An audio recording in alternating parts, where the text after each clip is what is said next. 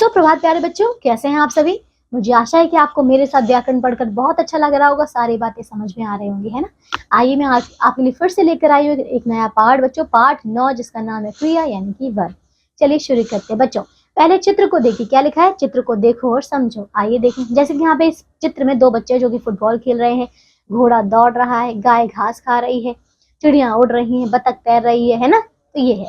अब ऊपर आपने ये जो अब देखा, जैसे कि गाय चारा खा रही है, ठीक है, बच्चे खेल रहे हैं, चिड़िया उड़ रही हैं, बतख पानी में तैर रही है, घोड़ा दौड़ रहा है, यही सब तो मैंने अभी बोला, ठीक है।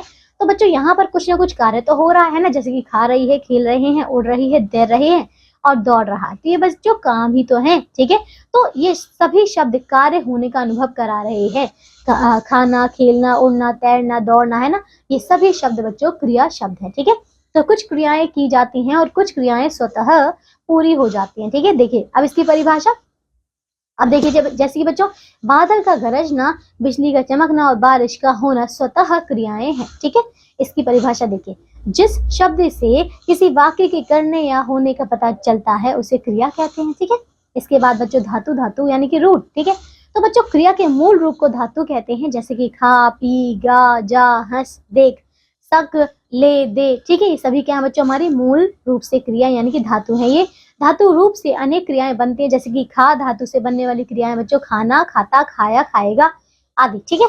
आओ कुछ धातुओं से बने क्रिया शब्द जाने बच्चों। देखो धातु आपको दिया है पी, अब क्रिया रूप देखो, जैसे कि पी से बनेगा पीना, पीता, पिया, पिएगा, है ना। फिर बच्चों हंस से हंसना, हंसता, हंसा, फिर हंसेगा। गा से क्या बनेगा, गाना, गाता, गाया, गाएगा। सो से बनेगा सोना, सोता, सोया, सोएगा। चल से होगा चलना, चलता, चलेगा। इसके बाद देखिए बच्चों उठ से उठना, उठता, उठा, उठेगा, ठीक है। फिर बैठ से बैठना, बैठता, बैठा, बैठेगा, ठीक है। तो ये सारे बच्चों हमारे मूल रूप से यानी कि धातु से बनाई गई क्रियाएं ही हैं, ठीक है। अब क्रिया के भेद यानी कि काइंड्स ऑफ वर्ब। देखिए बच्चों क्रिया के दो भेद होते हैं बच्चों। पहला आता है सकर्मक क्रिया। तो देखिए जिन क्रियाओं का संबंध कर्ता के अतिरिक्त किसी अन्य कर्म पर पड़ता है बच्चों, वे सकर्मक क्रियाएं कहलाती हैं। सकर्मक क्रिया की पहचान के लिए वाक्य में क्या, किसी और किसका लगाकर अगर प्रश्न किया जाए और अगर आपको उसका उत्तर भी मिल जाए तो बस वो सकर्मक क्रिया हो जाएगी। जैसे कि रोहित आम खा रहा है, फिर अदिति अखबार पढ़ रही है, ठीक है ना। तो बच्चों अगर इसमें प्रश्न किया जाता, देखो प्रश्न दिया है पहले के लिए कि रोहित क्या खा रहा है, तो अगर ये प्रश्न किया जाएगा तो क्या बोलेंगे, आम खा रहा है, आम ही तो बोलेंगे। अदिति क्या पढ़ रही है, अखबार पढ़ रही है ना। तो इसमें कर्ता कौन है, पहले वाले वाक्य में रोहित है, दूसरे वाले वाक्य में अदिति है। कर्म यहाँ पे देखिए आम है पहले में और दूसरे में क्या है, अखबार। क्रिया क्या है, क्योंकि आम खा रहा है, खाना यहाँ पे खा रहा है, ये क्रिया है, और जबकि पढ़ रही है वो उसमें क्रिया है, ठीक है। तो प्रयुक्त वाक्य में प्रयुक्त क्रियाओं का फल कर्म पर पड़ रहा है, इसलिए ये सकर्मक क्रियाएं हैं, ठीक है। दूसरा भेद आता है बच्चों अकर्मक क्रिया, ठीक है बच्चों। देखो तो वो क्रियाएं यानी कि जिन क्रियाओं का संबंध सीधे कर्ता से होता है वहां देखो अकर्मक क्रियाएं होती हैं। जैसे कि बच्चों अब देखो अगर इसमें प्रश्न किया जाए ना क्या, कैसा, कुछ लगाकर, तो इसमें उत्तर आपको नहीं मिलेगा, ठीक है। लेकिन कौन प्रश्न का उत्तर मिलता है, देखिए जैसे कि का बतख तैरती है, अगर प्रश्न किया जाए कि क्या तैरती है तो क्या उत्तर मिलेगा, बताइए, कुछ नहीं मिलेगा, है ना। अगर बोला जाए कि क्या दौड़ते हैं, कोई उत्तर नहीं मिलेगा। लेकिन अगर प्रश्न किया जाए कि कौन तैरती है तो उत्तर मिलेगा बतख तैरती है, ठीक है। और अगर बोला जाए कि यहाँ पे प्रश्न की कौन दौड़ते हैं तो बोला जाएगा कि लड़के यानी कि कर्ता दौड़ते हैं, ठीक है। यानी कि सीधा प्रभाव पड़ रहा है कर्ता पर, ठीक है। तो इसमें क्रिया क्या है, पहले में तैरती है और दूसरे में क्या है, दौड़ते हैं, ठीक है।